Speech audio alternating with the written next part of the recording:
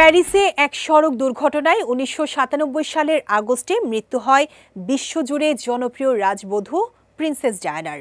সেই প্যারিসেই আবার ফিরলেন তিনি, পরনে সেই বিখ্যাত প্রতিবাদের পোশাক যা তিনি পরেছিলেন তার স্বামী প্রিন্স চার্লসের পরকীয়ার খবর প্রকাশ্যে আসার পর। ফ্রান্সের গ্রেভিন মোম জাদুঘর বৃহস্পতিবার উন্মোচন করল তাদের নতুন আকর্ষণ। সেখানে প্রিন্সেস ডায়ানার মূর্তি স্থাপন করা হয়েছে। লন্ডনের বিখ্যাত মোম জাদুঘরের মতোই প্যারিসের এই গ্রেভিন জাদুঘরে আগে থেকে ছিল বর্তমান রাজা চার্লস তৃতীয় ও প্রয়াত রানী এলিজাবেথ দ্বিতীয়ের মূর্তি। তবে এতদিন ডায়ানার মূর্তি ছিল না সেখানে। অবশেষে তিনি সম্মানিত হলেন প্যারিসে।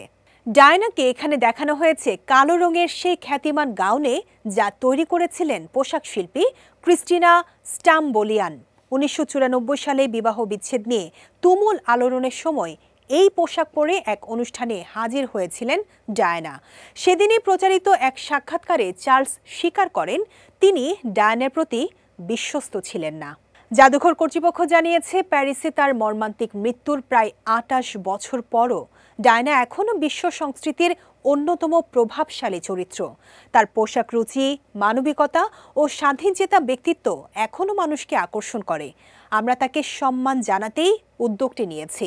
২০ নভেম্বর মূর্তিটি উন্মোচিত হয় সেই জাদুঘরে।